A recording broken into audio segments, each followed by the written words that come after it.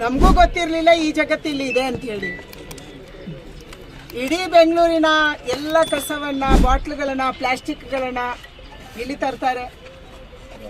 ಇವ್ರು ಯಾರು ಅಂತ ಗೊತ್ತಿಲ್ಲ. ಎಲ್ಲರೂ ಕೂಡ ಕೋಲ್ಕತ್ತಾ ಕೋಲ್ಕತ್ತಾ ಕೋಲ್ಕತ್ತಾ ಹೇಳ್ತಾರೆ. ಅಲ್ಲಿ ಆಧಾರ್ ಕಾರ್ಡ್ ಇದೆ, ನಕಲಿ ಆಧಾರ್ ಕಾರ್ಡ್ ಇದೆ, ನಕಲಿ ವೋಟರ್ ಐ ಡಿ ಇದೆ. 10 ವರ್ಷದಿಂದ 15 ವರ್ಷದಿಂದ 3, 4, 5 ವರ್ಷದಿಂದ ಅವರನ್ನು ಮಾತಾಡಿಸಿದ್ರೆ ಅವ್ರು ಹೇಳ್ತಾರೆ ನಾವು ಬಂದಿದ್ದೀವಿ ಅಂತ ಹೇಳಿ.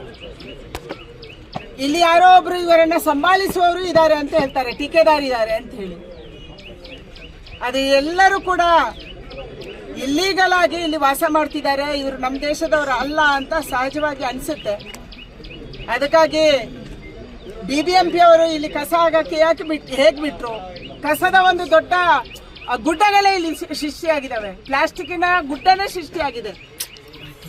KDBಗೆ 48 ಎಕರೆ ಜಮೀನನ್ನ ಇವತ್ತು ಇಟ್ಕೊಂಡ ಮೇಲೆ ಕೂಡ KDB ಇದನ್ನ ಯಾಕೆ ಆಕ್ಷನ್ ತಗೊಳ್ಳಿಲ್ಲ?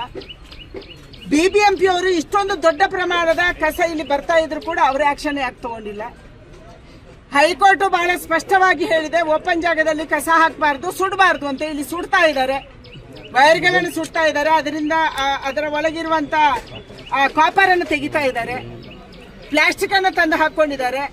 ಇದನ್ನು ಯಾರು ಮಾತಾಡ್ತಾ ಇಲ್ಲ. ಅಂದ್ರೆ ಪೊಲ್ಯೂಷನ್ ಕಂಟ್ರೋಲ್ ಬೋರ್ಡ್ ಎಲ್ಲೋಗಿದೆ? BBMP ಅವರು ಏನ್ ಮಾಡ್ತಿದ್ದಾರೆ?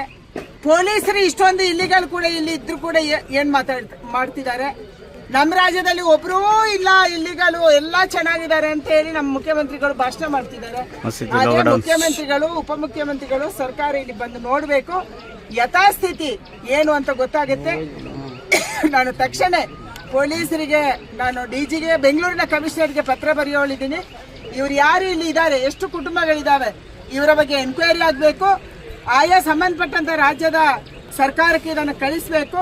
ಮತ್ತು ನಾನು ಕೇಂದ್ರದ ಗೃಹ ಸಚಿವರಿಗೆ ಕೂಡ ಪತ್ರವನ್ನು ಬರೆಯೋಳಿದ್ದೀನಿ. NIAಗೆ ಎನ್ಕ್ವೈರಿ ಆಗಬೇಕು. ಯಾರು ಇಷ್ಟೊಂದು ಇಲ್ಲಿಗಳಿದ್ದಾರೆ? ನಮ್ಮ ಪೊಲೀಸರಿಗೆ ಇವ್ರಿಗೆ ಏನು ಸಂಬಂಧ?